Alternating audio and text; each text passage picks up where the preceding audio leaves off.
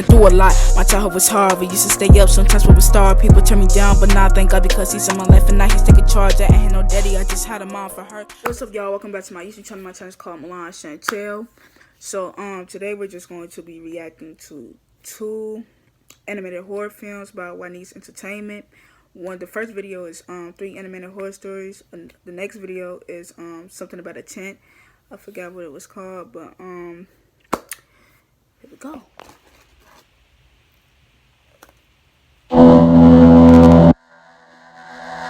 This is a story that my friend actually experienced. My friend had a habit of sleeping with both arms stretching over his head as if he were doing a hurrah. One day he was sleeping in that same position as usual. However, suddenly he couldn't move his body. There was a big window by his bedside, and because it was summer, he was sleeping with the windows wide open. All of a sudden, he could see a woman through the window. Her face looked kind of weird, as if she wasn't a human at all. The woman with a creepy face pulled my friend's arm violently. At that moment, he saw her mouth had almost ripped up to her ears.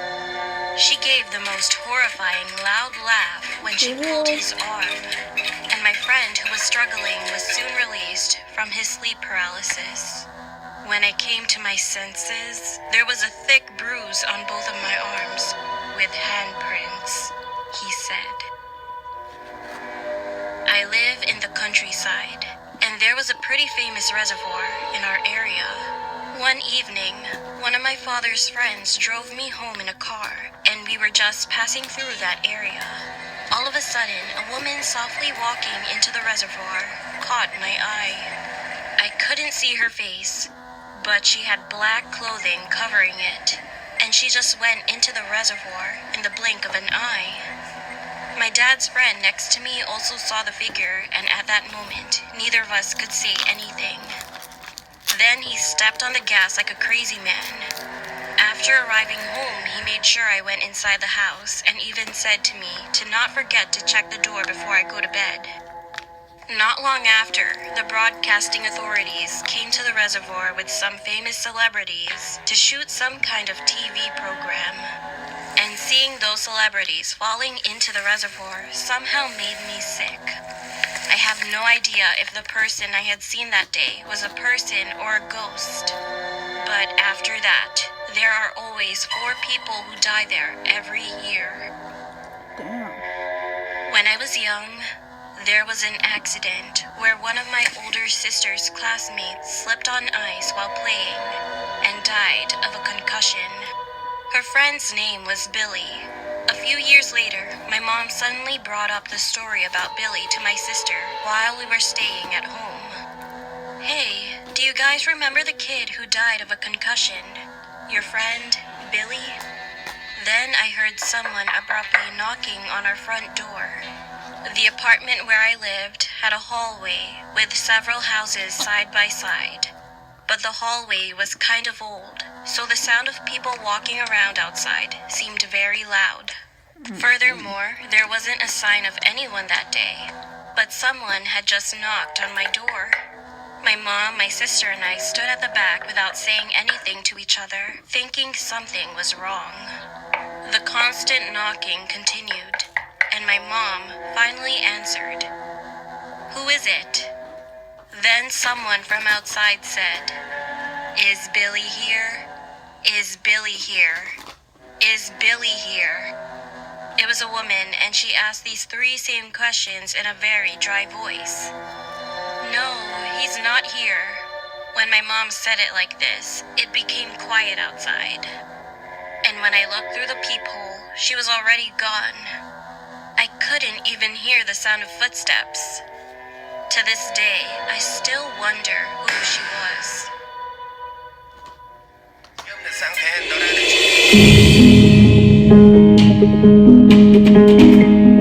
I grew up in Bradford, Pennsylvania. Have any of you ever heard of Zippo lighters? They're from here. A thick forest surrounds the town, along with most of the neighborhoods. My family lived sort of on the outskirts of Bradford. Of course, much like the town itself, our house was also surrounded by forest. If you took in the scene from our back porch, you would see nothing but sprawling trees for miles. I tell you this so you can gain a sense of isolation. Out at my house, you could scream at the top of your lungs, and no one would come to help you. This happened back in the summer of 1996. I was 11 years old at the time. I had a childhood friend named Marty, who was the same age. Our fathers worked together and knew each other well. He would come over almost every Friday to hang out. Marty and I found ourselves hiking through the trees as we often did. However, we were feeling a bit daring and went further into the forest than we usually did. There was this barrier of trees that we would never go past, simply because I didn't know the area beyond that point. We continued past the barrier into uncharted territory. We eventually came upon a clearing. In the middle of this clearing was an old, disheveled-looking tent. Being the curious young men we were, we of course had to see inside. As we approached, I could feel the temperature around me drop. I'm no stranger to the cold, but this was in the middle of summer. Even at my age, I could sense that there was something truly sinister inside this tent. A part of me was screaming to hightail it out of there, but my own curiosity pushed me forward. We both stopped just outside the tent, and suddenly, we were both too frightened to move any further. We were both frozen in place, staring at the open flap of the tent as it swayed from side to side. The sky seemed to grow even darker since we discovered this tent, and though we were standing directly in front of it, we could not see inside. What happened next is the reason that I still struggle with alcoholism. A dark hand slowly emerged from the tent's opening.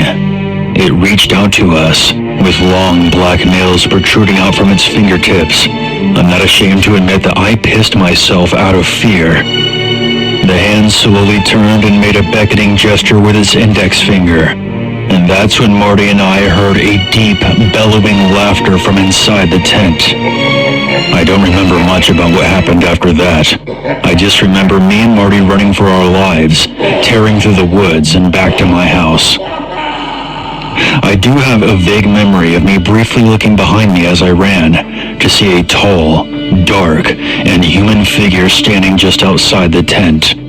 Upon returning, Marty immediately called his mom to come pick him up. My mother asked us what was wrong, and we both explained to her that we saw some kind of creature in the forest. My mother ultimately dismissed our claims, but led us in a prayer while we waited for Marty's mom to arrive.